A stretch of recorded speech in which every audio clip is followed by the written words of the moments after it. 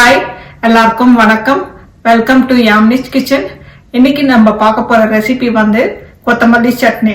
இது வந்து health benefit வந்து விட்டமின் ஏ இருக்கு, சி இருக்கு, கே இருக்கு. டைஜஷனுக்கு வந்து ரொம்ப ஹெல்ப்ஃபுல்லு. எல்லாருமே இதை சாப்பிடலாம். வாங்க வீடியோக்குள்ள போகலாம். எப்படி செய்யறது பார்க்கலாம். கொத்தமல்லி சட்னி செய்யறதுக்கு தேவையான பொருட்கள்: கொத்தமல்லி 2 கத்து எடுத்துருக்கேன். இதை பொடி பொடியாக கட் பண்ணிட்டு தண்ணியில் அலசி எடுத்துக்கோங்க. பச்சை மிளகாய், 1/2 கப் தேங்காய், ஒரு மீடியம் சைஸ் வெங்காயம், எண்ணெய் 1.5 டேபிள் ஸ்பூன், கருவேப்பிலை, உப்பு, சால்ட்டு, இஞ்சி வந்து 2 இன்ச், புளி 1/4 ஸ்பூன், கடுகு 1/4 ஸ்பூன், ஜீரகம் 2.5 ஸ்பூன், உளுத்தம்பருப்பு 2.5 ஸ்பூன், கடலைப்பருப்பு. புளி வந்து நீங்கள் தண்ணியில் ஊற வச்சுக்கோங்க. கேஸ் ஸ்டவ்வில் பேன் போட்டு ஸ்டவ் ஆன் பண்ணிக்கோங்க. 1 டேபிள் ஸ்பூன் எண்ணெய் காயட்டும். எண்ணெய் காஞ்சிச்சு. உளுத்தம்பருப்பு, கடலைப்பருப்பு போட்டுட்டு லைட்டாக வறுத்து விடுங்க. பருப்பு போட்ட அப்புறம் கிளறி விட்டுட்டே இருங்க. ஏன்னா 30 செகண்ட்ஸில் டக்குன்னு சோந்துடும். எண்ணெய் காஞ்சிருந்தா லைட்டாக சோக்க ஆரம்பிச்சிச்சு. இப்போ வந்து நம்ம வெங்காயம் சேர்த்துப்போம்.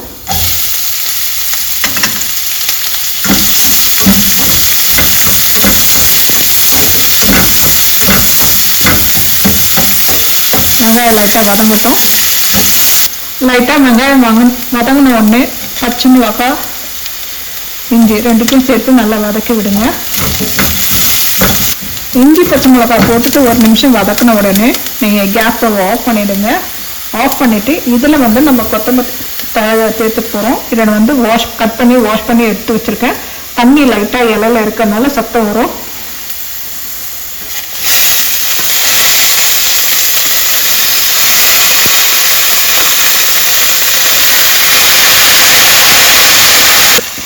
இந்த கொத்தமல்லி வந்து அந்த சூட்லேயே வதங்கிடும். ஸோ அதனால் கேஸ் ஸ்டவ் நீங்கள் ஆஃப் பண்ணிவிட்டு கொத்தமல்லி வதக்கிக்கங்க.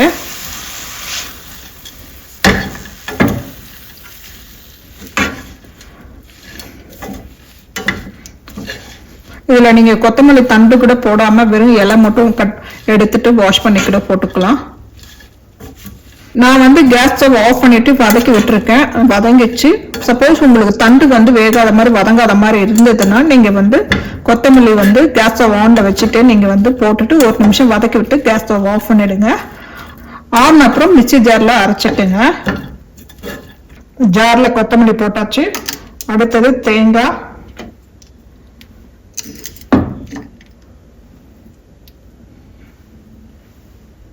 புளி வந்து தண்ணியில் ஊற வச்சிருக்குன்னு சொன்னேன் இல்லையா, அதை அப்படியே போட்டுக்கோங்க.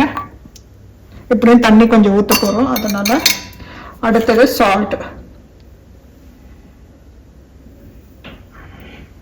போட்டு நல்லா அரைச்சி எடுத்துக்கோங்க. பேஸ்ட் மாதிரி கொத்தமல்லி அரைச்சியாச்சு பாருங்க.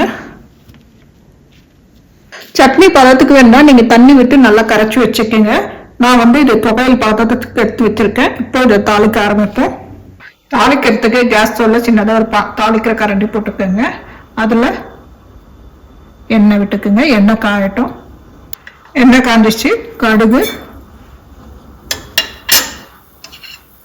ஜீரகம்,